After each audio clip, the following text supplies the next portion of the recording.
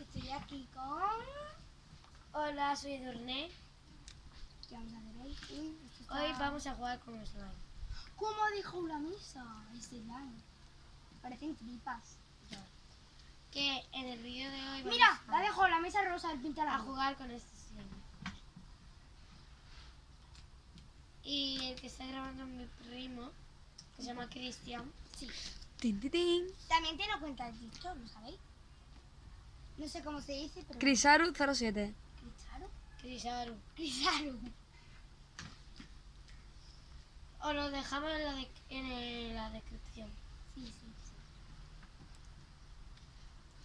Está el A. Ya. Voy a llenarlo de agua, espérate. Y bueno, estamos aquí jugando con slime. Y tenemos la cuchara para moverlo. Uy, que me mato. Y eso para... Con lo de... para poner el control. Pero sí que estamos mezclando aquí. Que me mato.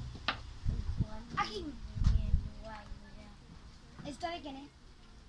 Chicos, como sabéis, estamos en cuarentena, como todo el mundo. Hombre, todo el mundo está en cuarentena.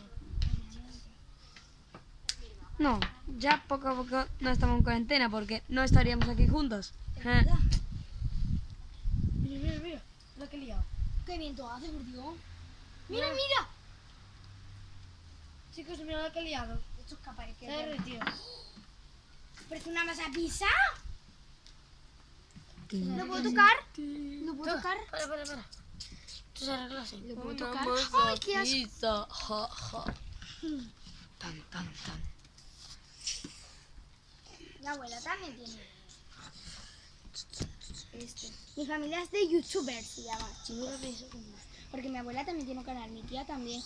Mi madre se lo está haciendo, mi perro a lo mejor, no sé. Sí, mi perrito. Tiene cuenta, has dicho mi perro ya. Se lo está yendo en la calle. ¿Cómo se llama? Panchito Perruno, te lo dije ayer. Bueno, chicos, que me voy a lavar las manos. No sé, pero mira. ¡Cudum! Ay, no te cierra. Mira lo que me dices. Corta ya, Sí, esta mañana. despediros. ¿Esto qué es? Siempre le puse de pelo. ¿Despediros?